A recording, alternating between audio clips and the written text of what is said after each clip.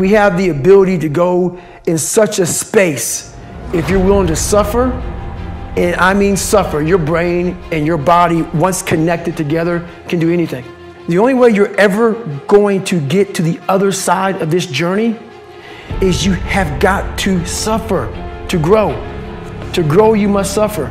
So I wanted to change to be the hardest man ever created. Everything this man has achieved in his life is absolutely incredible.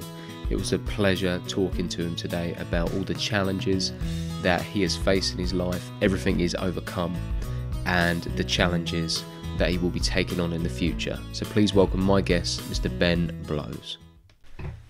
Okay guys, and welcome to episode 4 today with Ben Blows.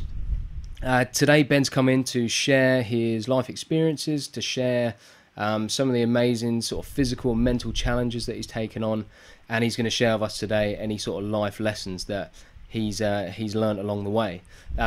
When I get people on the podcast, I always send them an email beforehand asking them what they've done and if they can send me over some info. And never have I received an email as long as Ben's with all the crazy stuff that he's done over the years. So yeah, thanks for coming in, Ben. How you doing, mate? Yeah, I'm good, thank you. Thanks good, buddy. No worries. Okay, so when did it all sort of start for you? Like wanting to physically challenge yourself. I know you started boxing at a young age. Was that sort of the first thing that you got into that you saw as a physical challenge? I think it's the first sort of exercise I did was boxing. And I was 18 and I never really done any sport at school, or was never very good at sport at school. And then we started messing around in the village with an old set of boxing gloves and thought we'd try and take it a step further. Yeah. And one of my mates, Richard Hardy Dolph, he was competing in karate, like a goju-ryu. It was quite full contact karate. Okay. So he was used to that sort of combat. So I was doing a bit of sparring for him, and he was a big boy. And me and him would look for a boxing club and found the only boxing club in the area at the time was Soham.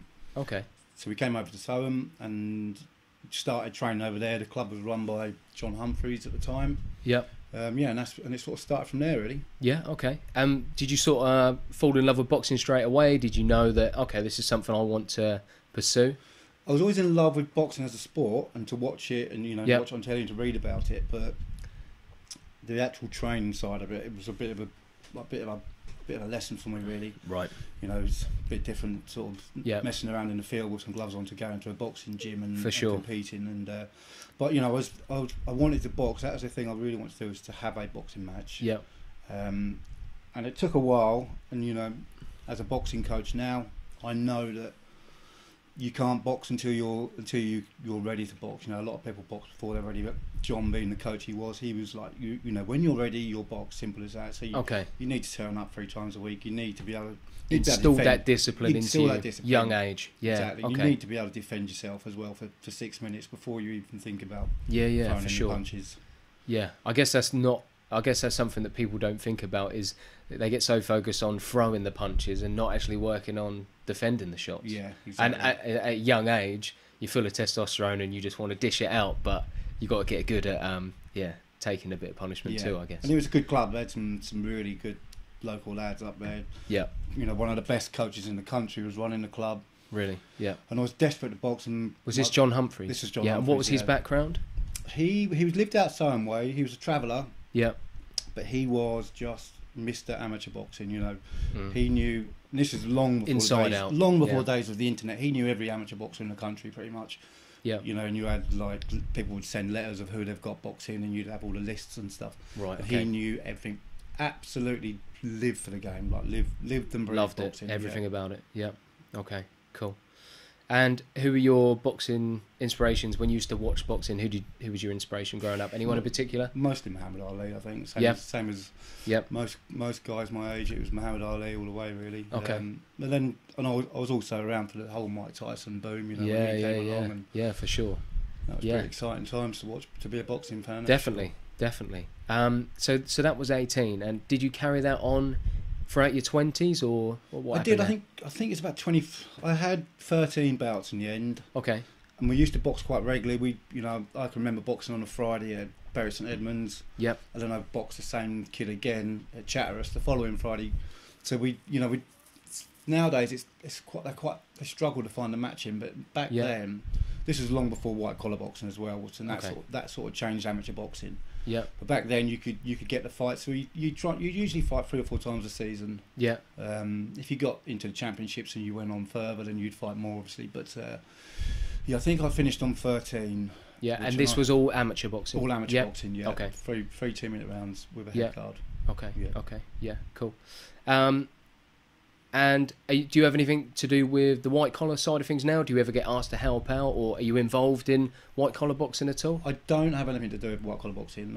I don't necessarily disagree with it. There's a lot of boxers or boxing coaches from the ABA side. Yeah.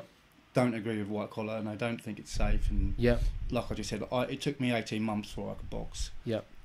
Anyone can go in a white collar club and box in 6 weeks' time. Yeah.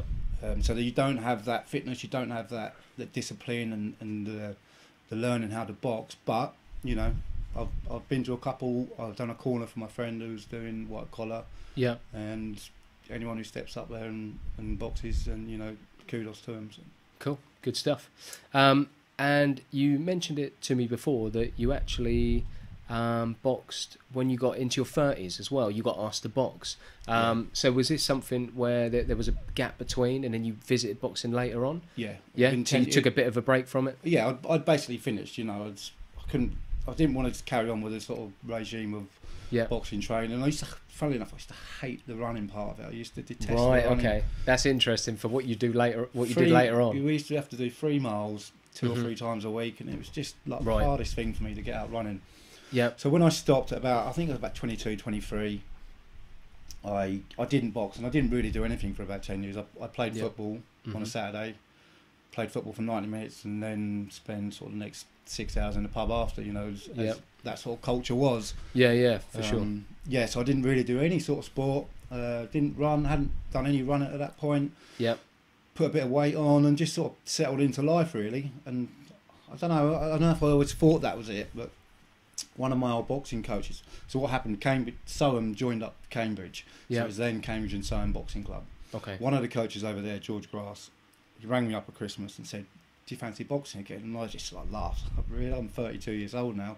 Yeah. He said, "I'm putting a show on. I want all the old boxers. It's going to be called a Blast from the Past. I want all the old boxers on there." Yep. And he said, "What do you weigh?" And I was like, "I haven't been on the scales for a long time. I stay away from them." Yeah. And he said, "Well, you go and weigh yourself now." I was on the phone to him. I was on the landline. I ran upstairs, weighed myself. I was 106 kilos.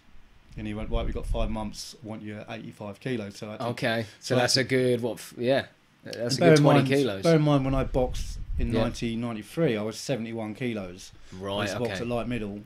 And I was so skinny then days, I couldn't put any weight on. But had you been like hitting a bag, or going to your garage and doing bits and pieces, or had you not boxed at all? No, you'd done nothing at all. Nothing at all, really. So what was the first thing that popped into your mind when he said? Were you like, "No, that's the old days. That's not me"? Or did you get into Rocky mode and start chasing some chickens and get the sledgehammer out and get training again? It was a bit of that. I mean, I was very excited by it. Yeah. I wasn't convinced I could do it to start with because of the weight, but. I mean, I was 32, so I was relatively young still, and I started running to get the weight off, bin bags and a couple of miles here and there, and then we started meeting up. All the old boys started meeting up and having these training sessions, and it just fell off, really, literally fell off at that sort of age, and I boiled myself right down. I got down to I boxed the day before I boxed. I weighed 86, which is the first time I'd seen 86 on the scales. Right. And the day I weighed in and boxed, I was 85, bang on. I hadn't really eaten. So you'd gone from, what was it? 106. 106 to 85. In how long? 5 months. Right. Did you go on any specific diet, or can you really remember? Not really. What you did? I don't think I had much sort of knowledge of diets at that point. It was just cut back a bit and did loads of training. It's not rocket science, is it? Stop eating the crap. And started moving more. Start moving more. That's it. Back to basics. Old school. And realised that running was a great way of losing weight. Okay, cool. And do you think that's because you lost all that weight through running? Is that where you got the running bug? Was that where it started? Yeah, definitely. At 32, when you lost all that weight and you thought, because you said earlier that you used to hate the running. So when you was 18, 19, 20, you didn't enjoy it. Didn't enjoy it then, but then for some reason I enjoyed it. I enjoyed okay. I enjoyed the fact it made me lose weight yeah. quickly, and I also found it quite sort of therapeutic being out running for 45 hour on your own, music on, whatever, with your own thoughts. So mentally, did you find that it relaxed you? You felt better after a run? Felt great. Yeah, and I think anyone that's going for any sort of stress or any hard times, you know, just something as simple as going for a run can make you feel so much better. Yeah, I say that to people a lot. Yeah, for sure. So would you say you got addicted to it after that? Was it something that you felt like you needed to do because you was enjoying it so much? I had the fight, and I was boxing against a young kid from the RAF. How did that fight go? It was good. I won. Oh, well done. And there wasn't a lot in it, and I've watched it back. I watched it back at the time. I actually watched it again the other day, and there wasn't a lot in it. But I got the decision. Great sense of achievement, though. Yeah. You'd been out that time. You'd completed a huge achievement by losing the weight, and then to win as well. That must have felt really good. It was amazing, yeah. And John Humphreys actually did my corner that night. Oh, nice. Yep. He wasn't involved in the training and the process. I did speak to him a couple of times. He wasn't overly happy about the fact that we was boxing again because of our age and everything else. But he said, you know, if you're there and I'm there, I'll support you. And he turned up on a night, and the coach who was meant to be doing my corner said, John's here, John's going to do your corner. Yeah. So one last time I got a slap in the face in Brilliant. between rounds off of him. And what was his style of coaching like in between rounds? Was he calm and collected, or would he get fired up? He could be either way, really. Depending on what he thought the fighter needed. Yeah. And, you know, like I say, I've got it on videos. One of the best shots I took that night was from him, sat on the stool. And right. You know, give you a nice little left hook. Yeah, he gives you a mouthful and he tells you to buck your ideas up and show a bit of pride and get back out there, and you know, and he fires you up basically. Yeah. And what I've learned from my boxing coaching is you've got 60 seconds with these guys, and they're so animated. Yeah. What you say really, they're not, if you start getting too technical and say, right, I want you to start throwing double jab backhand and then slip, you know, they don't hear that. All they're hearing is go forward, go backwards, ease up, speed up, and it's like real simple terms you have to give them. Okay. You get them relaxed, try and get the heart rate down for a bit. Okay, cool. And John was obviously exactly the same. What age did you go into coaching then? And where did you coach, and do you still coach now? First time, so I got into literally after that night. I finished. I went to see John Humphreys on the Monday. Took him a bottle of scotch round, and he was quite ill at the time. He had cancer. Right. And I went to see him, and he said, "Look, I don't think you should box again." And I was like, "I'm not going to box again." You know, I realised when I was beaten up after that fight, I'm definitely not going to box again at 32. And he said, "I want you to go do a bit of coaching and put stick a set of pads on and put a bit back into the sport." And I'll never forget it, because he said, "You know, you never know where it could lead to. Yeah, so stick a bit in. Go back to the club in Newmarket at this point where John had been coaching. Yeah, which is the new Ashley club, which is still going. Yep, it's run by." And still is Coach Mark O'Reilly. Okay. So I went down there, told Mark the situation. He's like, "Yep, another pair of hands, brilliant," and started coaching with him sort of 2-3 times a week. Yeah. And he's a very, very good coach, very good technical coach. He's on the England setup now. Yeah. So he's a really good person for me to sort of to be under and to learn. Yeah. You know, everything I needed to learn about boxing coaching. And he put me through my courses. Funnily enough, he was taking one. He was taking the courses. Yeah. One of my coaching courses. He was on. I done my level 1 with him, and I done my level 2, and I was there, I suppose, 4 or 5 years. Okay. And I wouldn't say I was unhappy there, but I don't know. I just felt like I enjoyed the coaching there. But I saw an advert, or I saw an article in the Cambridge Evening News, and it said the Cambridge University Boxing Club. And I'd boxed against Cambridge University Boxing Club, one of my fights. Right, okay, yeah. I'd fought against them before. And it said that they just won the varsity match, and their head coach was stepping down, and now they're looking for a new head coach. Yeah. So at this point, I'd only been doing it, like I say, 4 or 5 years. And I thought, I'd love to do that. What a great opportunity that would be. And they're never gonna want me. They're gonna want someone with a lot more experience. Emailed them. They said, "Come in for a chat." I went in and met the president, the club president at the time, and a couple of other guys, the captain. And they said, "Right, we're going to see a few other guys, and we'll get back to you." And they called me back and said, "Can you come in again?" So I went back in again, and then I went home, and then we was flying out on holiday. I remember literally just before we left, they rang up and said, "We'd like to offer you the position." I was so excited about it and so thrilled to get it. And was this like a full-time position? Like, how much coaching would you be doing? How would that work? No, it's not a full-time position. They were talking at the time about they're going to try and make it, because obviously you've got the rowing and the rugby. Yeah, they're all full-time coaches. The varsity sports. Yeah, boxing's the third biggest sport, but it's not funded. So it was. I was doing it as a volunteer. Yeah, Monday nights, Wednesday nights, Friday nights, Saturday mornings. Incredible experience, though, and you must have learned a lot about, communication skills, motivating people, planning, being organised. There must be so many things that you must have learned. Much. And and the kids that we was training, kids 18 to 22, they're some university of the age, cleverest people in the country. They go on to be academics, prime ministers, and we're like chalk and cheese. But I've met so many great people, and still in contact with a lot of them, even today. Yeah, slightly different setup because you don't get kids come in who want to box and be potentially be a professional boxer. Yeah, they come in October. We have till March to pick the best 9 to fight against Oxford in the varsity match. Okay, that's the big one. Turn them into something that resembles a boxer within 6 months. Right. First night of the season, we'd get 90 to 100 guys come in. 2 or 3 training sessions, you're down to 50. Half of them are like. How did you cut them first half down? Just put them through a standard boxing session. Bags, right, okay. 3 rounds of bags, 3 rounds of shadow, 3 rounds of skipping. Some would drop out. Big circuit at the end. Some of them you don't see them again. And by the end of the first couple of sessions, people realise maybe I can't do this alongside. Yeah. Because what we had to tell them, we always keep saying it, is you didn't come to Cambridge University to be a boxer. You came here to be to get your degree and to go on to do whatever you're going to do in your life. But a lot of them would, they'd skip their studies and skip their lectures and stuff to get because they wanted to get in the varsity team and potentially earn their Cambridge Blue. Right. Okay. Which is what they won for it. So during that first session, when you're watching all those guys train, what are you looking for? What are you identifying? Okay, that guy's got potential. We speak to them all. Make sure you try and say hello to everybody. Yeah.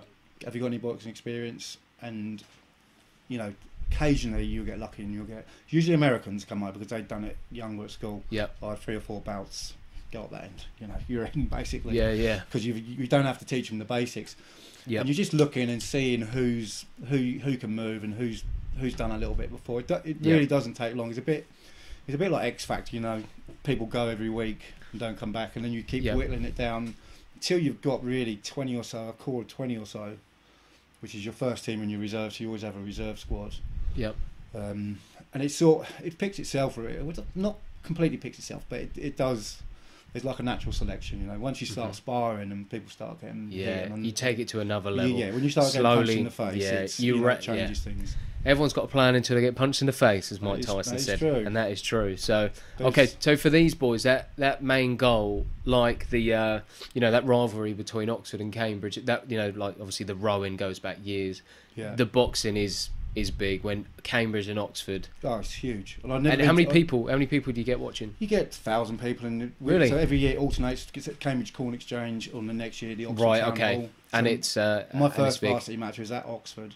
And you didn't expect the atmosphere to be what it was, or were you quite surprised? It surprised me. And it surprised me in a few other ways as well, like how the Oxford coaches behaved, and because my friend who I mentioned earlier, Rich Hardy, he came in with me as assistant coach. Yeah. One of the guys I used to box with 15 years ago, Lee Mitchell. Yeah. He rang me up and said, "Can I come down and give you a hand?"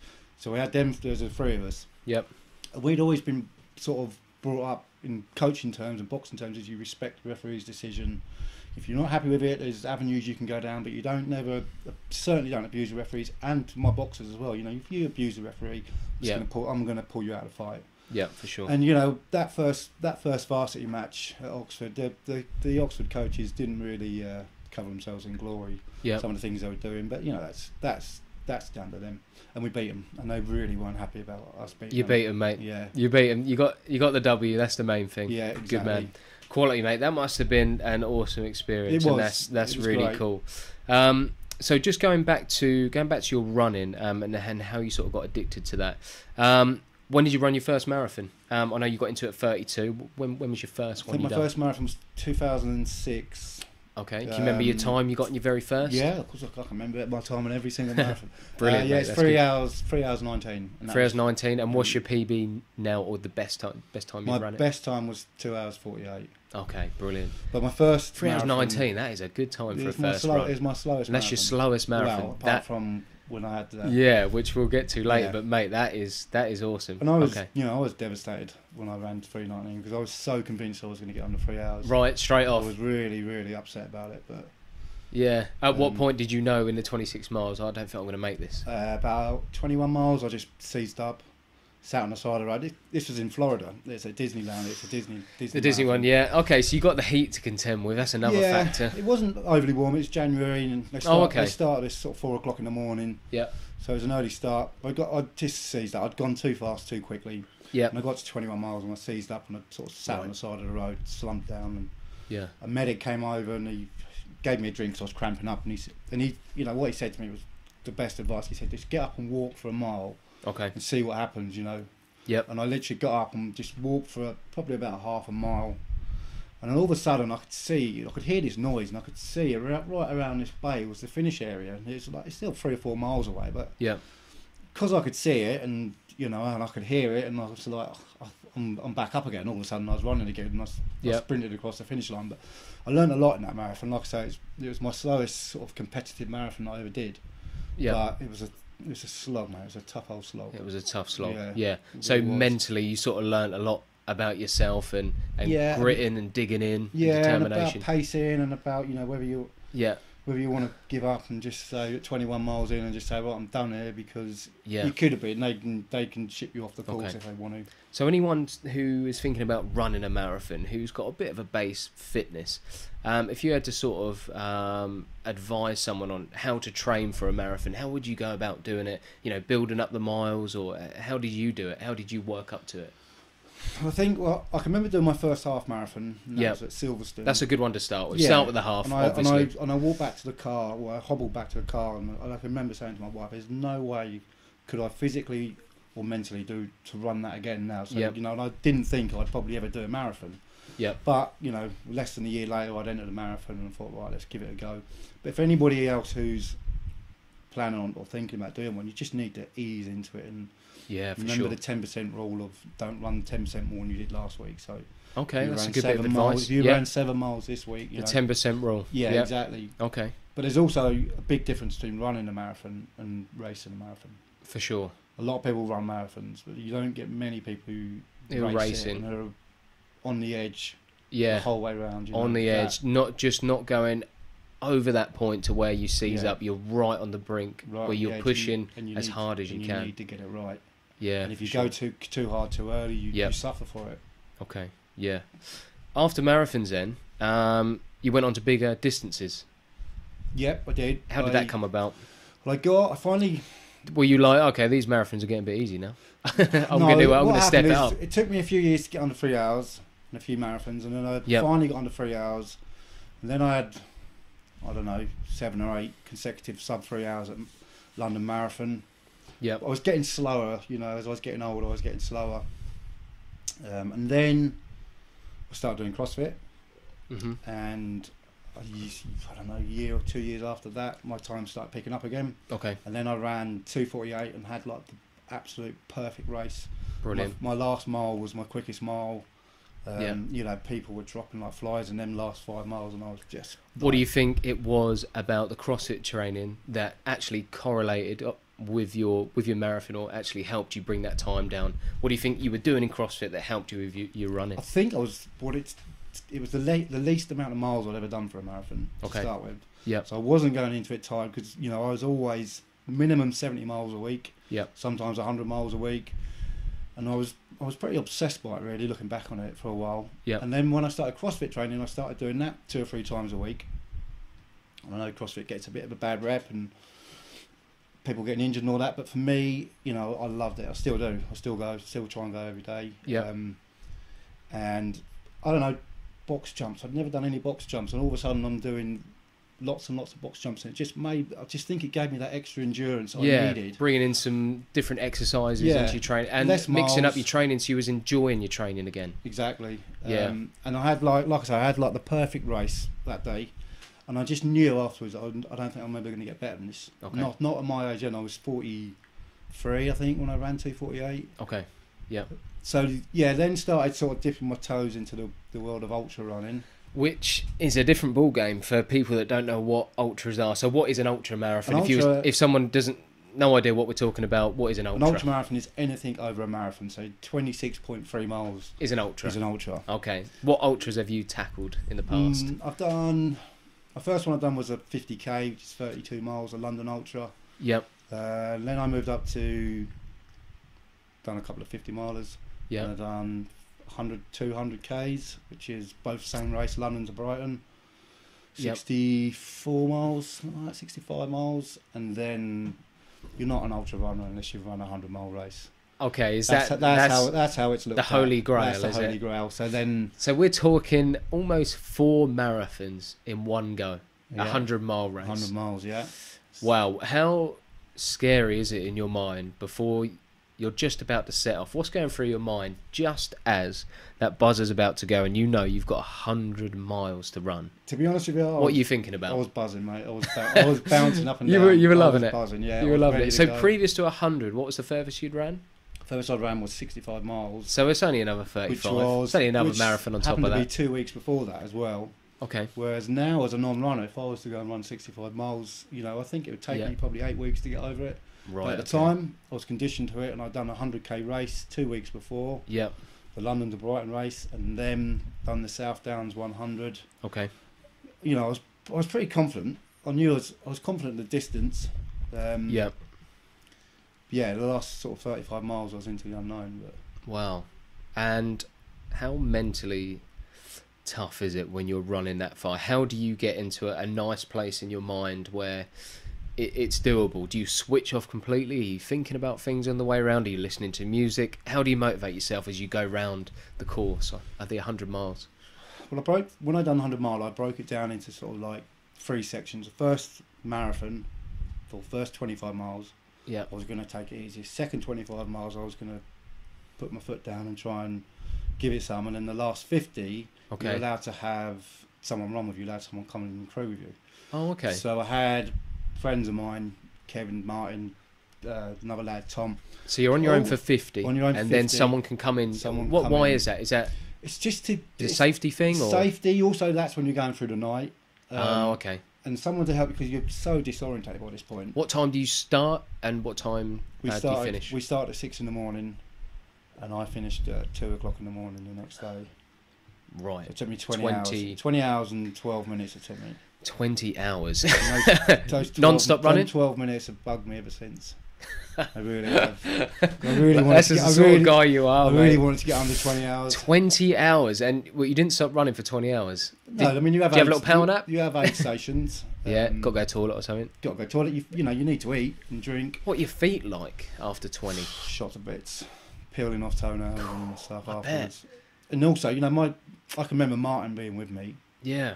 And we got into an aid station, and I did not want to eat anything. I just wasn't hungry. I think we was about 70 miles in, and he's like, right, well, we're not leaving here until you've eaten something, you know. And had he not been there, I wouldn't have done that. Because you come out, you can't, you know, you're back into running. It's like a car doesn't run on without fuel. Yeah. And the human body's exactly the same.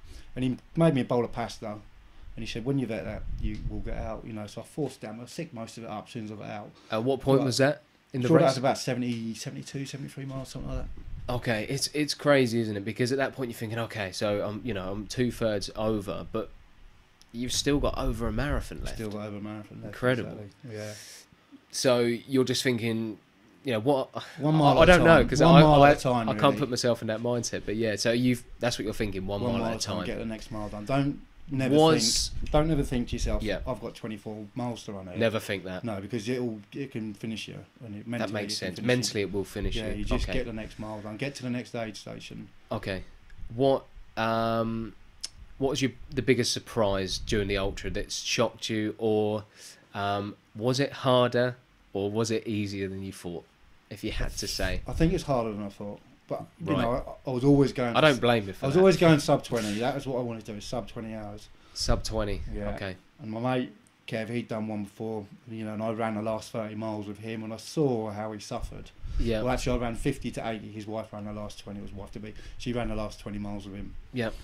You know, and even from that 50 to 80, I saw how he suffered, and you're in an absolute world of pain. Yeah. There's not a single part of your body that doesn't hurt. Okay. Internally, everything externally, hurts. you are in a world of pain, and all you want to do if you stop running and sit down, that pain subsides. So all you want to do is stop running, but you also all you want to do is get to the finish line. Yeah. And it's just how grueling. Was that feeling when you got over the finish line? I mean, did you break down? Did you cry? How'd you feel? Like, did you feel emotional? I was shocked. I was disappointed to not get under 20 hours. Mate, you're an animal, because anyone that can do 100 should be happy. Literally about 10 minutes afterwards, my wife was like, "Snap out of it, will you? You just ran 100 miles. Yeah. Pull yourself together." And you know, once I'd finished, and it sort of dawned on me. I tried to get a couple of hours sleep in the back of the van, but my body was just alive. And then I said to Lou, I'm going to go back into the finish. I'm going to go back to the finish area. Yeah. And I went back to the finish area. It was like 4 o'clock in the morning. And a few other guys were there, and someone had a crate of beers, and we sat there and had a few beers and got the other, watched the other runners come in. Well-deserved beers. Yeah. It took me about 15 minutes to walk 10 metres across the car park by this point, because I could not move. Just could not move. Completely seized up. Your legs were like, you ain't going any further. Yeah. You're done. But the next day, and ever since then, I'm very proud of it. It was. You should be. I think it was probably amazing. I think it's definitely the toughest thing I've ever done. Yeah, incredible, mate. No, that is an amazing story, mate. Really, really impressive. So for anyone that is hitting marathons and then want to hit their first ultra, have you got any magic bit of advice or any little tip for someone that might help them out? You need to have a lot of spare time on your hands for training. For training, yeah. Because even my furthest run to date was 65 miles, but my furthest run in training was, I done a 44 miler one Sunday, and that involved me driving to Newmarket train station, got the train to Cambridge. I ran from Cambridge down, I picked up the river, ran to Ely, stopped at Tesco's in Ely and got some snacks, and then I was out to like Littleport Way. Yeah. Back from Littleport back to Isleham, back into Fordham, Newmarket, 44 miles, and it took me like 8 hours, and that's Sunday gone basically. And anyone that knows this area, that will take you quite a while to drive all that. Yeah. Let alone to run it. So. So you need a lot of time. Yeah. You've got to want to do it. If you don't want to do it, and if you're not really convinced yourself, you've got to be fired up, mate. Yeah. Wow. Incredible, mate. Okay, so let's move on to your experience with Special Forces Hell Week. For someone who may have heard of it or didn't actually see the show, what was the concept of that show, and what was it all about? So the concept of the show is they take 22 supposedly the country's fittest people. Yep. And every 48 hours they bring a different Special Forces instructor from around the world. Okay. And he can do whatever he wants to for 48 hours. Yeah. And at the end of each 48 sounds fun. At the end of each 48 hours they eliminate one or two or however many they want to eliminate. Cool. Okay. I watched series 1. Yeah. And somebody I knew was on it called Lee Steggles, and I met him through the boxing. He was head coach of King's College Boxing Club, so that's how I'd met Lee. Saw him on the telly, I was like, wow, it's Lee, and watched his show and sort of thought, wow, that's... Yep. I'd never really thought I'd like to enter that. I just thought, he's crazy doing that. But yeah. They had series 1 and it was a bit of a success, so they commissioned series 2, and someone sent me a link to it, I think it's through Facebook, to apply. Text Lee and said, what do you think? And he was very honest about it. He said, I think you do well in it, but be aware of what you're getting yourself into. It's going to be pretty tough. Filled the form out, application form, sent it in, never heard another thing about it, and didn't expect to really. And then I think 5 or 6 weeks later I got a phone call and someone rang me up, it was from the BBC, and they said, we've got your application, we'd like you to come down to London for a casting interview. Okay. I was like, oh, really? Okay. Are you sure? Careful what you wish for. Yeah, exactly. Didn't think it would actually happen. No, so then you're off to London. Yep. So I went down to London, and it turned out is they had 5,000 people apply, and they were seeing a few. I've gone through everyone's applications, and they were seeing sort of a few hundred over the next 2 weekends in London and in Manchester. Yeah. So I went in for a casting audition. My casting audition was with the guy who was the casting director, as it turned out. I didn't give anything away as to be, are you in, are you out? Didn't really want to know. He sort of said, right, I can see you've run marathons, blah, blah, blah. And you just sort of chucked that to the side and said, right, I want to know about you. Okay. And, it's that sort of thing. And it's all being filmed, so it's sort of like your first taste of it. Yeah. Had that, then got invited, I think I got back to another casting audition, and then got invited down for a selection weekend down in Wales, where they'd whittled it down to... Okay. I think maybe 70 or 100 of us down in Wales, just getting beasted all weekend. So I'm guessing they pick Wales because of the hills. So they it's like an activity centre, and it had barracks, or it had rooms in there where people could... Is the Marines training centre in Wales? I think it's the SAS trained down there. SAS, that's right. That's right. So it was that sort of thing. So you got beasted. What sort of stuff were they doing with you? We had to swim 25 metres underwater in a swimming pool. Right. And you had to be able to do that. We had to do that. And, you know, and I knew that beforehand, so I spent a lot of time... couldn't do it, you know, to start with. I could not do it. I was just getting close, but not close enough. But eventually I'd done it a few times in Newmarket swimming pool. And then when we actually got there, I walked into the swimming pool. And this is with clothes on. I walked into the swimming pool and I said to the instructor, "What's the length of that pool?" And it's 20 metres. Easy, because it wasn't a 25-metre pool. It was easy. I'd done it on about 2 strokes, I think. But brilliant. We had to do a running race. We had to do rope climbs. We had to do, you know, carry stuff. It was just like full on. And then on Sunday morning, they had all the instructors that are going to be on the programme, like so when they brought in the Special Forces instructors, we had a team of DS staff who were looking after us 24 hours a day, and they'd assist the instructors. And all these guys were there, all ex-military, you know, sort of quite high up in the military, as it turns out. And they just, you know, they had like a 4-hour training session on the Sunday morning, just burpees and running and burpees and rolling in the mud, and I loved it. I really enjoyed it. Quality. It was such a good buzz. So it was in a way it was easy for you because you wanted to be there and you enjoyed the training.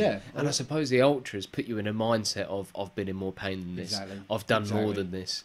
So so that must have really helped you when it did help going there. Okay. And Series 1 they filmed in Brecon Beacons in Wales. And what they said when we was at dinner on a Saturday night, they said, "Right, we're going to tell you where we're filming Series 2. Think about this before tomorrow morning," because I said we was going to do this last session. If you want to be there or not, we're filming it in South Africa. Right, a bit of a shock. Really? Wow. Yeah. So you know, everyone was desperate to get to that, being that final 22, and lo and behold, I made it into the final 22. Couldn't believe it. So was that a phone call and said? It was a phone call. What are you doing, Ben? What are you doing on the 6th of April? And how long do you have to commit for? Well, the maximum I'd have been away would have been just over 2 weeks. Okay. Cool. We had about 2 or 3 weeks' notice, but I'd been since I had that first phone call from the BBC. I was adamant I'm getting in. You were focused on it. Everything I'd done, my training was aimed towards that. You know, everywhere I went running, I had a 25 kilo pack on. I had some army boots. I lived in them. Doing CrossFit. You got in that military mindset. I went out with some people who were training for a marathon and ran 20 miles in my army boots one Sunday morning. Awesome. Vest, shorts, you know, little running shorts and big. You're ready to rock and roll. Yeah, I was ready to go. Yeah, it don't matter what you look like. It's exactly. you got to get in there. We got a few strange looks. Quality, mate. But yeah, so I was more than ready by the time we flew out there. Oh, that's awesome. That's awesome. So when you was out there, every 48 hours you got trained by a different special forceman, a different part, or a different country. What was the most challenging special forces guy you come across? What was the most challenging? Like physical, like feat you had to do out there. What special force sort of challenged you the most? Well, I think the one. So each 1 hour program that went out on BBC Two was one instructor, and there were 6 instructors. First one was South African, the colonel. Second one was Polish. I can't remember what their special forces were called, but he was a Polish guy, incredibly scary, crazy individual. Third was an American guy called Terry Schaefer. He's a bit of a TV personality in America. He was great. He gave us a bit. We hadn't had any praise. We'd just been told how crap we were for 4 days, and then all of a sudden he came in, and you know, typical American, larger than life. He was sort of praising us a bit. Program 4, which is the one that I exited on, was South Korean Special Forces. And the guy pretty much had it in for me from the outset. But the stuff that he had us doing, we were in the sea, so we was doing like the surf torture and. Yeah, and I didn't get on with him. I didn't really get on with any of the others, you know, because I didn't get a chance to get on with him. But I instantly disliked him. Right. And he disliked. Do you have any regrets looking back at that now, or do you think it's, you know, the relationship with you and this guy, for whatever reason, you didn't click and he had it in for you, and there's nothing you could have done about it?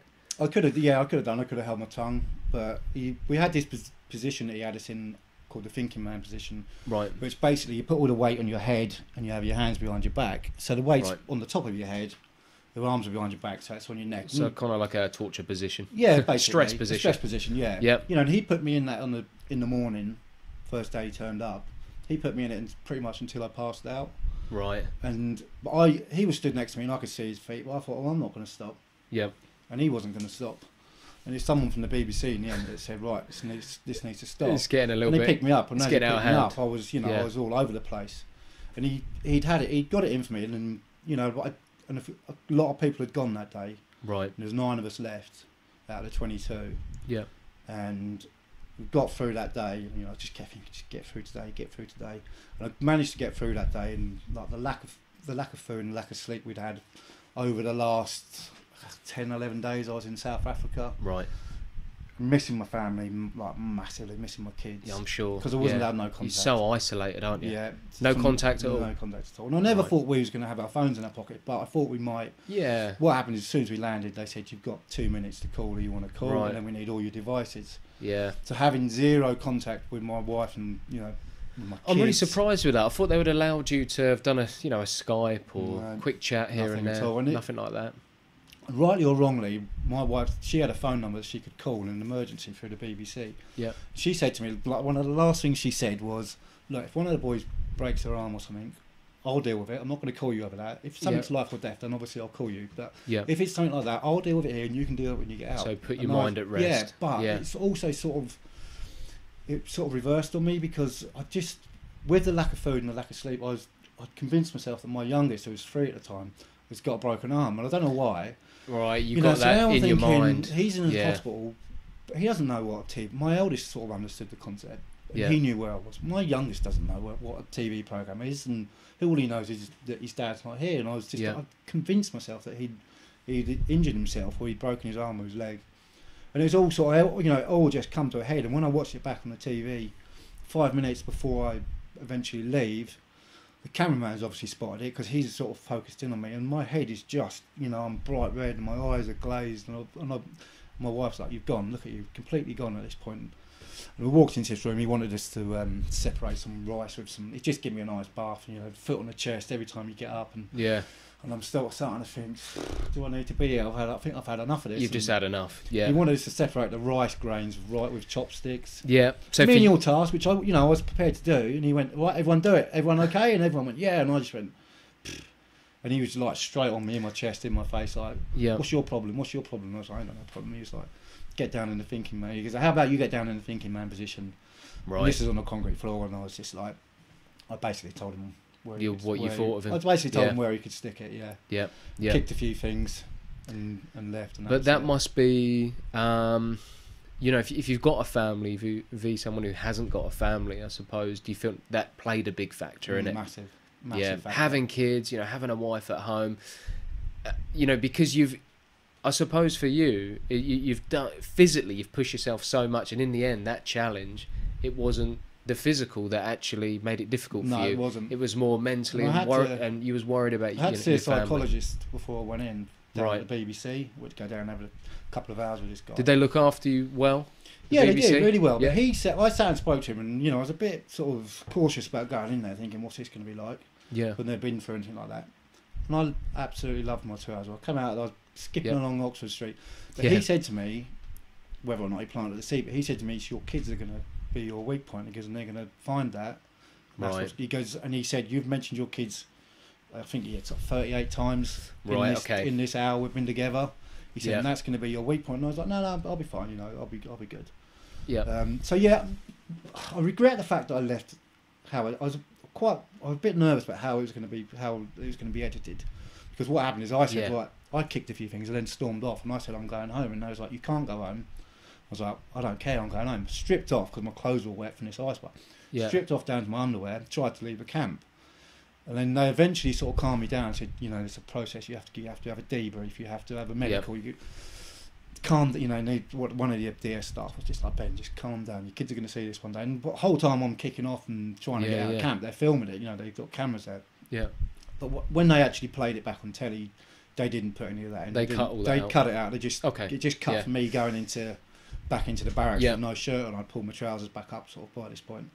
And then, you know, I went in and had a debrief, and I was just like, that's it, it's over, you know, all this time I've been spent training. And they said, well, get you your phone. They went off and got my bag, and I rang my wife, and she was like, what are you doing calling me? You're not meant to call me for another 3 days. And so on the plane on the way back, was it mixed emotions by the sound of it? It was mixed emotions, but I was just, you know, I was happy to be getting home. You was happy to be home. I was happy to be home, and I don't ever think I could have won it, because I'd had a few run-ins with the DS staff. Right. They get to pick who's the winner, but I certainly think I could have got to the last So in day. the end, you think it does become a little bit of a popularity contest as well? Maybe, you know, I'd sway the decisions. I'd said all along I wasn't going to get involved in anything. I was just going to be the grey man, you know. I'm not going to come first, I'm not going to come last. I'm just going to... The very first challenge we had with the Colonel, South African, he's basically, they've ambushed, we're in this truck and we're all happy going along, and they've ambushed us and firing machine guns and dragged us out. Gave us made us run around this tree loads and loads of times, and we're dripping with sweat in the South African heat. And then he's told us to run around and line up in a certain order, and I thought he was alphabetical, so I'm at the wrong end. Right. And he's come along and gone, right, you, 17, go and get changed, because we're still in our normal clothes, because you 5, and 2 people already quit by this point. We'd only been there 10 minutes. 2 people had said, that's it, I'm done. One of them was injured and the other one went, I'm done. I was going to pass out in the heat. And he looked at us and he stared right into my eyes and he went, you, buck your ideas up.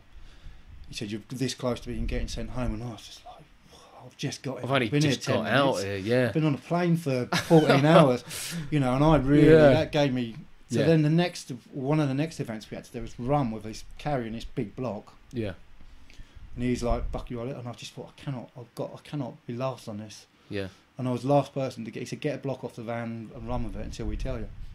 I was the last person to get. I let someone in front of me, like a girl or something, and said, you know, and all of a sudden it's a race, and I'm miles behind him. But I just said, I'm not going to stop running. I'm not putting this block down, and I ran and I overtook everybody. Well, oh mate, that's awesome. And finished first. Well, that's when that running come into play. Exactly. You know, that's what the Forrest Gump moment, when he just keeps running, he just keeps going. Reggie Yates said to me, he came over and he went, Blows, what happened there? Because you've been a bit quiet all day. And I was like, well, I got told off this morning. And I thought, I'm a runner. I need to run. It's time to run, basically. Yeah, exactly. It's time to unleash. So instantly, I've gone from being a grey man to I've won this event. Yeah. They pulled 2 people out to pick 2 teams. None of us really knew each other at this point. And he went, right, you pick first, and he picked me out first out of all of us to be his teammate. And then at the end, which I didn't know at the time until I saw the program, they said to the Colonel, who was strong for you, and he said Blows was the strongest. And so he picked. So episode 1 really was it was my sort of program. Quality. Yeah, really good quality. Mate, amazing. I loved it. That is, what an amazing thing to do. I mean, 22, and you were one of those 22 out of how many that applied? They said 5,000. Whether there you go. Or not, so what an incredible experience for you to add to all of the things that you've done, and also the other 21 guys I met were just, we're all still in contact. Made some good mates from it. Brilliant mates. We've had a reunion last year. Well, it's a unique experience, isn't it? Unique experience. And you know what? Every one of them, everyone's doing something. Yeah. Winning title fights, or awesome, mate. Running marathons, and everyone's busy. Everyone's busy. Love that, mate. That's quality. Yeah. Right, let's have a chat about you running the London Marathon with a bloody tumble dryer on your back. A tumble dryer, mate. What's going on there? A tumble dryer. That is just... Well, I mean, God, people run it in good times. People have to walk it. But running it with a tumble dryer on your back. And also, why not a washing machine? Why a tumble dryer? Any reason in particular? Yeah, tumble dryers, I found out is the sturdiest of household appliances. Okay, did you test some other household appliances? I had a fridge. Tried a fridge out? I had a fridge, but it just, after sort of 6-7 miles, it started folding on itself. But right, okay. Tumble dryers have a metal back to them. Right. So it was the most, as comfy as you could make it. Tumble dryer was the most comfy. I wouldn't say it's comfy, but it was. Comfier. It was the sturdiest. The sturdiest, and I knew it was going to be on my back for a few hours. So how that came about is because of Hell Week. And I flew home, and I got home on a Sunday. Yep. Sorry, I got home on a Saturday, and on the Sunday I sat and watched the London Marathon, and it was the first year in 10 years I hadn't been there. And it was also the same day they were filming the final of Hell Week in South Africa, because I knew Sunday was the last day. So I'm sitting there thinking I should still be out there, and if not, I should be running the marathon at least. And they interviewed this guy, and he had a tumble dryer on his back, and they said, what on earth are you doing? He said, I'm going for the Guinness World Record, the fastest marathon carrier in a household appliance. Okay, quality. And they said, how much does it weigh? And he went, it has to weigh 25 kilos throughout. And like as he said it, I was like, 25 kilos? I've had that on my back for the last 6 weeks. I can do that. I've got so that easy. I'm going to track this guy. I'm going to track this guy. And I took his number and I had him up on the app. And he didn't get it. Guinness had set the record a couple of years before and said you have to do it in under 6 hours. Yeah. And he didn't get it. No one had ever got under 6 hours. And he didn't get it. A few people had tried. And he was close. He was 6:07 or something like that. Okay. But he didn't get it. And Yeah. literally from that moment on, I was just like, I'm gonna have that record. You're gonna have. And I ran with weight vest from April till Christmas. Yep.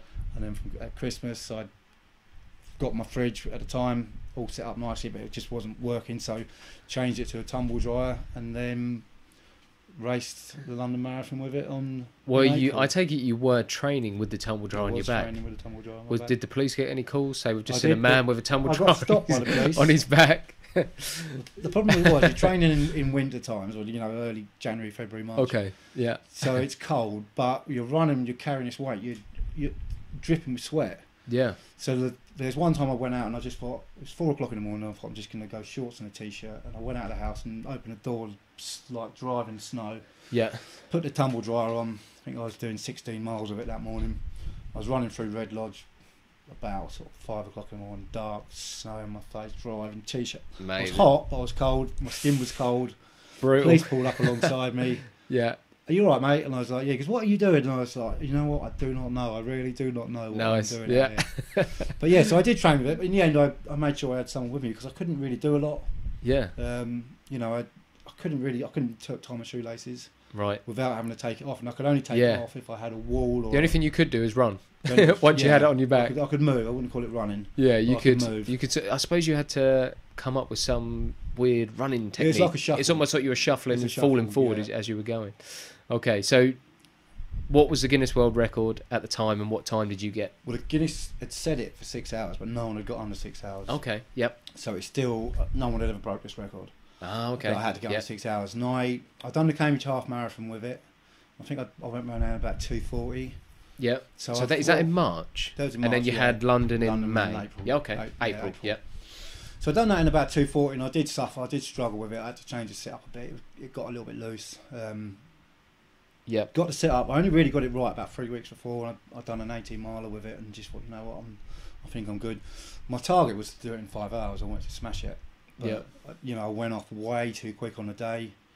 Got to about 18 miles and thought, I've blown it. I'm not going to get under 6 hours. I was literally walking at this point. Yeah.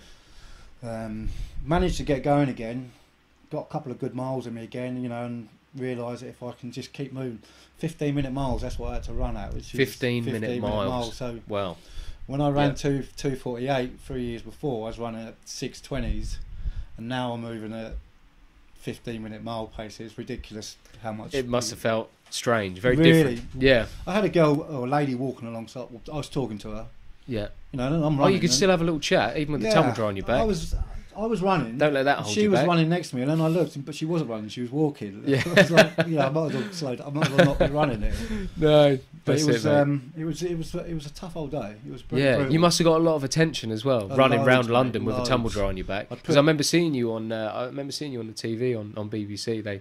I think. Did you get interviewed halfway? I stopped for an interview about 19 miles. I saw that. Yeah, I saw that. The guy was in a wheelchair who was interviewing me, so I had to bend over to talk to him. So of course I'm bending over, tumble dryer. A little bit extra weight on the lower back. Yeah. So I remember speaking to him for about a minute, and I just looked down, and there was this massive puddle of sweat. Yeah. I was just like, yeah. I'm really working hard here.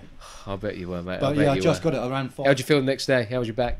It's all right. It's fine. You're an animal, mate. It was fine. You're made of different stuff to other people, I think. It was the only time I ran with the tumble dryer where it hadn't taken the skin off my back or my shoulders. Yep.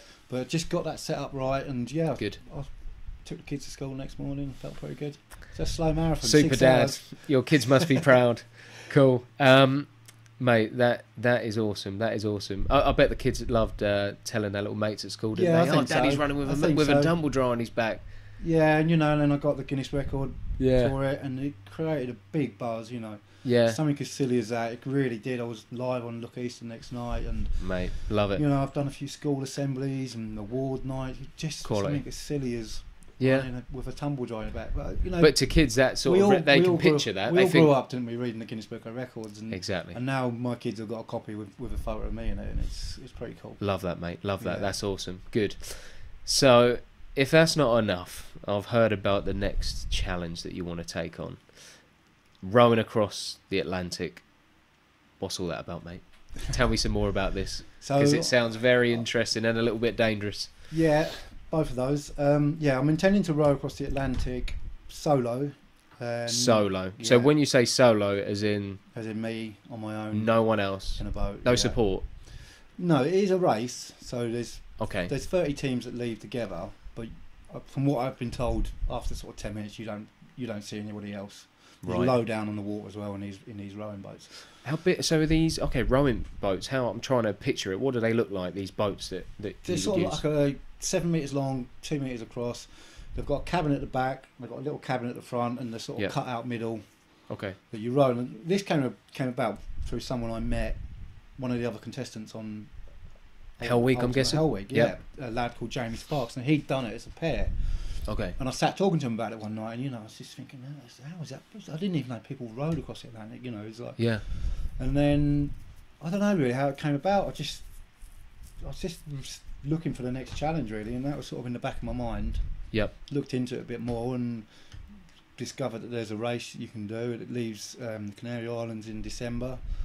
You finish up in Antigua a couple of months later, and you row across the ocean. So, yeah, that's what I'm trying to do. I entered the race to row next year in December, but it's not cheap to do, and I need to get some funding, some sponsorship. Okay. And how does that work with funding? So are you looking for sponsors at the moment? Yeah, I'm looking for sponsorship, and I've been sort of promised a bit and sort of been let down a little bit here and there. But it's a lot of money. It costs sort of anything over 50 grand really, and it's wow. Okay. And the boats are like sort of you can buy a brand new, like cars, you can buy a brand new top of the range one. It'll cut through the water and you could be competitive. Or you can buy an old second hand one that's done it a few times. Okay.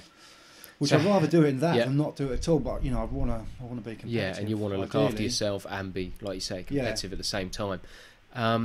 So how many miles is that, and how long are you predicted to actually row it in? Because I suppose you don't know how fast you can do it. No, you don't. But what about other people? And it was 3,000 miles.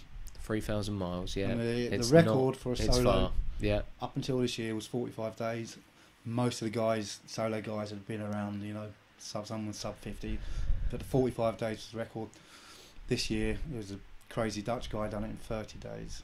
Right, so okay. He's just he hasn't just broken, he's annihilated the record. But he was rowing sort of 20, 21 hours a day. So in darkness, through the night. I mean, how good is your... I suppose you have to really learn navigation, and there's so much you need to know. It's not just the rowing. There's so many other skills I imagine you need to have to take it on in the first place. Yeah, there's a lot of courses I've got to go on. A lot of courses, a lot of training. Ocean rowing courses, ocean safety, navigation. Because, everything's done by GPS and stuff these days. But, technology fails sometimes, and you need to be able to navigate using stars and things like that. But, there's a lot to learn. There's a lot. It takes a lot to get to the start line, not just with raising the money, but what all these courses you have to pass. Yeah. I've sort of jumped in it. I've delved into a year ago. I hadn't really thought about doing it, and it's just about a year ago now. Yeah. And I've sort of, I've become a bit of a passion of mine, learning as much as I can about it, and speaking to past rowers and future rowers. And I went out to the start of last year's race, met most of the rowers, and spent time with them. It's something I really, really want to do, but it's also something that might not happen because just being realistic about it and thinking. I suppose there's a lot of things that have to slot into place for this to happen. It's starting to get me down a little bit about 6 weeks ago, right? Because they sort of say you don't need to be running, you don't need to be doing CrossFit, you need to be eating loads and lifting weights, and that's what my training was geared towards. But I don't know. I sort of thought, well, if I'm not doing it, I'm gonna. I've wasted a lot of time there. So I started doing a bit of running again, and I've gone back into the CrossFit again. And if I know I'm definitely do it, then I'll cut those out. Yeah. But it's and in the end, my wife said it's dragging you down. It's not worth being unhappy about. It's not life or death stuff. It's something I want to do, which is really an extravagance. Yeah. And somebody else is highly likely you're gonna have to pay for me to do it. Yeah. Or a company, you know. But it's just finding that right sponsor, and I'm still actively looking. Okay. If there are sponsors out there, or if anyone has picked up this podcast and listening to me and Ben, where can they get in contact with you, Ben? They can. So my surname's Blows, and my sort of campaign is called Blows Rose. Okay. So you can find me on you can find me on Facebook and Instagram, and there is a website as well. Okay. I've done a 24-hour row on a rowing machine. Yep. I don't know. I'm not surprised you've done that. Ago. There's not much you haven't done. I've done it at Stansted Airport, you know, and there's 3 things we want to do: is try and collect some money, you know, bucket shaking, maybe attract a sponsor, and also get the British record for indoor rowing. Yeah. You know, we came away from that, and we didn't get any of those 3 things, and it really I was really down for a bit after. I fell short on the record. I was 40k short on that. Right. Didn't really collect any money that, you know, the cost of the t-shirts that people with me were wearing didn't cover the cost of the t-shirts. And, you know, at Stansted Airport I thought it'd be a great place because there's hundreds of thousands of people going through, but everyone was in a hurry. You know, no one really looked at us. But at least you can tick that off a list and say, well, we've tried that. Yeah, exactly. What else can we do? So when you first decided you wanted to do it, and you had a chat with your wife and said, I've got an idea of something, this is what I want to do, my next challenge. How important is it to have a really supportive partner to say, that sounds good, Ben? I mean, what did she say to you when you told her that? What she said, and what she still stands by, is, look, if you want to do this and you can do it safely, then if that's what you want to do, then we'll support you. My only condition is it doesn't cost us any money. And specifically, it doesn't cost us our house. You know, and she said that all along, which is, you know, fair enough, isn't it? You know, because someone offered me a boat just after Christmas, and it was cheap, and it was like 20 grand or so, and I was like, and I even sort of said to her, you know, we could remortgage a house to get some, and she was like, this is what we discussed, we're not taking money out of the house. That is the rule, and that's what... Yeah, exactly, and you know, and she's so right, because I'll probably be left with a boat and not the rest of the money. And that's right, that's right. Yeah, so but, you know, all these things I do. It's really why I stopped sort of marathon running as well, and other reasons, but you know, to train for a marathon, you need to be running for 2-3 hours on a Sunday. Yeah. And of course, you then need to recover from running for 2-3 hours. So usually you're not doing nothing for a couple of 3 hours. Yeah. And it's like, you know, my kids are 6 and 8 now. Yeah. I stopped running in 2014 because I was just like, my wife was always supportive, and you know, would get the kids up and do everything whilst I was out running. But it's quite a selfish sport. Yeah, you know, to be able to do it, and also I don't want to miss that time. No, for sure. So since you had your boys, how has your mindset changed in terms of, do you worry more about these challenges that you're doing, or does it sort of inspire you to do these challenges to be an inspiration for them, or does it vary? How has your mindset changed? I don't think I do anything that if I thought it wasn't safe, you wouldn't do it. No. Yeah. When I done the tumble drive, the last thing Louise said to me was, "Don't die, we need you." And there was a point about 17 miles in where I thought, "I'll tell you what, I think I might be dying here." I felt like my internal organs were packing up. Yeah, I was in that much pain. And I was just like, ease up, you know, and calm down a bit. It's not that important to get under 6 hours as it is to go home tonight. You know, so I always have that in the back of my mind with everything. And this, you know, rowing across the ocean is obviously dangerous, but if you're prepared and you follow the routines you're meant to do, it's relatively safe. You know, it's yes, you're going to get caught in huge big storms, but you follow procedures and you lock yourself in and put your power anchor out and everything else. And you know, people I think there's 5 or 6 teams had to be rescued in the race this year, but same again, you've got, you know, they have an inflatable life raft that they get into, and ships, passing cargo ship will come and pick you up. But okay. You know, it's nice to know there's that safety aspect. Yeah, exactly. And I certainly wouldn't be doing it if I thought there's a chance I could die. Yeah. Okay. Cool. So at the moment, present time, you're doing CrossFit. As well as CrossFit, is there anything else you're doing? Yeah, I'm doing a bit of Brazilian Jiu-jitsu. Okay. Cool. Which I started, I think, about 17 months ago. Yeah, and how are you finding it? Struggle. Right. Hard. It's a tough sport to learn. Okay. Is it because it's so, I mean, I watch MMA, and I really love watching UFC, and you notice now a lot of the fighters that, obviously you got to have your striking and your wrestling, but there's so many submissions and so many like the ground game is so huge. Yeah, I imagine it's pretty endless. How there's so much to learn, and I guess that's it. It is, yeah. Yeah. It's just, I haven't taken to it very well, if I'm honest with you. I was expecting to be better than I am, but Yeah. I'm also not in a hurry because one of the guys on Hell Week, Scottish cage fighter, covered in tattoos and all over his face, and me and him had a little. That's the first experience I'd had of jiu-jitsu. Yeah. Me and him had a little sort of roll around, and he was tying me up in all sorts of knots. Yeah. And then, but both my boys do jiu-jitsu, but they do a slightly different version of Ishinru jiu-jitsu, which is like a traditional form, and they do that over at Thetford. Yeah. And when I came back from Hell Week, my eldest Joel said to me, "Why don't you do it, Dad?" And I was like, "I don't know, it's a good question." One of my friends, Kev, who I run with, he's an ultra rider, he's done 100 miles and stuff. I said to him about it, and he said, "Oh, I've always wanted to go. Let's give it a whirl." So we found Blue Wave Martial Arts over Bury. We both went over there. I went twice with Kev. I was still doing the running at the time and doing the tumble drop. That was all in the pipeline. Yeah. And I never went back, but Kev stayed, and he's took to it like a duck to water. And he got his blue belt within 11 months of training there, which is pretty unheard of. Not many people get that in that. Okay. But he goes 4 times a week. He lives and breathes it. Yep. And when he got his blue belt, 11 months, a year later, I thought, I'm going to go back to it because I'm sort of done. I'm done with the running now. So I go back. But with other commitments and stuff, I try and go a minimum of twice a week. Sometimes I struggle to. I had my first competition a couple of weekends ago.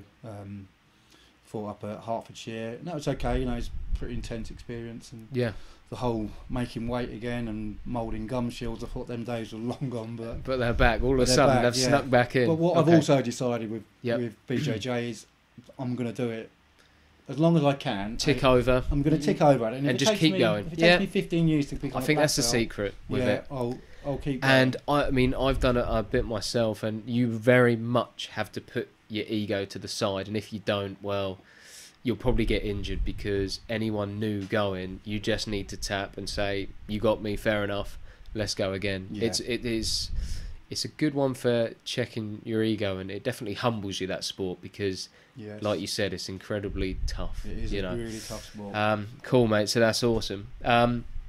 So each podcast that I do, I ask the guests 3 areas of sort of inspiration in their life, or where they have been inspired. So that is through a book that they would recommend to others that they've read, a film that they've watched that they would recommend others watch, and a person that really inspires them in their life. So should we start with a book, Ben? Anything you'd recommend to anyone? Yeah, I mean, the book that I'd say inspires me is a book I've got, and I've still got it, called Muhammad Ali, His Life and Times. I think it's in 1990. It was a tiny little advert in the back of the Boxing News, like an old black and white magazine. It said Muhammad Ali is going to be signing copies of this book the Thomas à Becket gym in London on Sunday morning. Okay. And I sort of spotted this and thought, is that, is this real? Was it a joke or what? So I went down there. I'll never forget it, because it was like a cold November morning. I went down in just a t-shirt, and as we got near the gym, there's just this massive queue of people all the way around the outside. Yeah. So we queued up, freezing cold, and we was quite late getting there, and we was one of the last ones to get in, but I managed to get in. Didn't have camera phones in them days, didn't really have portable cameras, so I never got a picture, but I managed to get in and shake his hand. Oh, wow. And get his autograph. Yeah. Which I still have, and it's that, the whole Muhammad Ali story, I don't need to tell you or anybody else about it. Everybody knows it. And that, I would say that is the book. Cool. And a film that you've watched that you might recommend to others? It doesn't really inspire me. My favourite film of all time is a film called Cool Hand Luke. It's an old film, an old Paul Newman film, but it doesn't end well for him. So it's not you'd really recommend people check out Cool Hand Luke if they haven't seen it. It's a great film, and it's got a really good boxing scene in it as well. Awesome, mate. Love that. And a person that inspires you? And a person that inspires me it can only be one person, really, and that's my boxing coach, John Humphreys. Yep. He died in 2007, 11 years ago. And what was it about him that really inspired you? Well, I mean, as a 18-year-old, when I wanted to learn boxing, and I was desperate to box, and how he gave me the discipline to stick at it so I could box, and then it was him that gave me the he's the one who told me to stick a set of pads on and do some coaching. Yeah. You know, and his words were to me, you never know where it could lead to. Yeah, for sure. You know, and I look back on that, and I went to the Newmarket Boxing Club, and from there I went to Cambridge. Yep. And at Cambridge I met a guy called Lee Steggles, who was in Hell Week. So because of that, I went on Hell Week. And when I done Hell Week, and when I came out, when I did, you know, as gutted as I was to leave, if I had stayed to the end, I wouldn't have come home and watched London Marathon on telly. Yeah. And I wouldn't have been in the Guinness Book of Records. And, you know, and I keep thinking back about what John said, that, you know, you never know where it could lead to. And really, me sticking a set of pads on that day led to me being in the Guinness Book of Records. And hopefully, you know, run solo across the Atlantic Ocean. Ben, I've loved having you in, mate, and I've absolutely loved the conversation. It's been really insightful. I think people are going to be really inspired by your story, everything you've done. It's just all positive stuff, mate. It's really, really good. So yeah, thanks for coming in, buddy. I really appreciate it. I really enjoyed it. No worries. Cool, guys. Cheers. Well, I really hope you enjoyed it, and I'll catch you on the next episode. See you guys later.